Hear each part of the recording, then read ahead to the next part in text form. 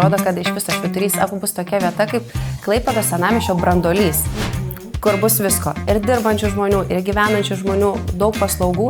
Tai vieta, kuri nenori pritrauks didelį srautą žmonių. Man aplamai atrodo, senamiesčio ir centro žmonės ilgą laiką buvo nuskriausti, kad neturėjo tokios vietos. Ir pagaliau jie savo gaus, nes tie patys Padelio namai viskas būdavo tik už miestą, reikėdavo važiuoti už miestą. Ir tokios vietos centre, kur tu galėjai pasiekti viešuoju transportą ir net pėstute nebuvo. Iš tikrųjų, jeigu taip nuoširdžiai kalbant, tai mūsų manimų, kad mes tikrai turime geriausius trenerius Klaipėdoje, profesionaliausius trenerius, kurie labai skiria daug dėmesio savo klientui.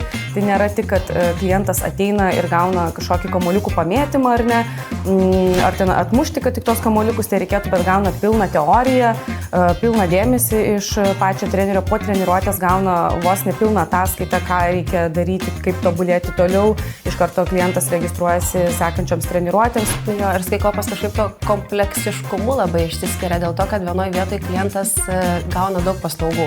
Klientas gali ateiti žaisti padelį, jisai po to galės nueiti į sporto klubą, netrukus atsidarys baras, kur galės išgerti savo baltyminį kokteilį po treniruotės. Taip pat labai kokybiškos patalpos, kur klientas gali nueiti į dušą, išsidžiovinti plaukus, susiruošti, kur tikrai gali pasijausti kaip namuose ir susiruošti dienai, kur galbūt darbas klientui yra netoli, jisai gali atvykti ryte pasportuoti ir greitai pasiekti savo darbo vietą, nesugaišdamas daug laiko. Mūsų treneriai tikrai yra geriausi Klaipėdoje, jie nuolat atnaujina savo kvalifikaciją, pas mus atvyksta treneriai iš Ispanijos.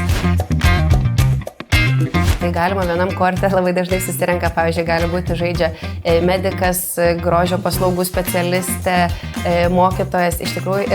Ir ta tokia bendruomenė yra labai smagu, kada susirenka daug skirtingų žmonių, jie dalinasi savo patirtimi ir, pavyzdžiui, būna Klaipėdoje verslo pusryčiai. Tai čia kažkas, aš sakyčiau, kažkas panašaus ir žmonės ryšių daug suranda. Kur, tarkim, tas pats ir versle gal irgi labai naudingas dalykas susirasti ryšių, kur tu esi priverstas žaisti su kitais žmonėmis, ieškoti partnerių ir pasirodo, kad galbūt su tavim žaidžia kartu teisininkas, kurio paslaugų tau kaip tik reikia.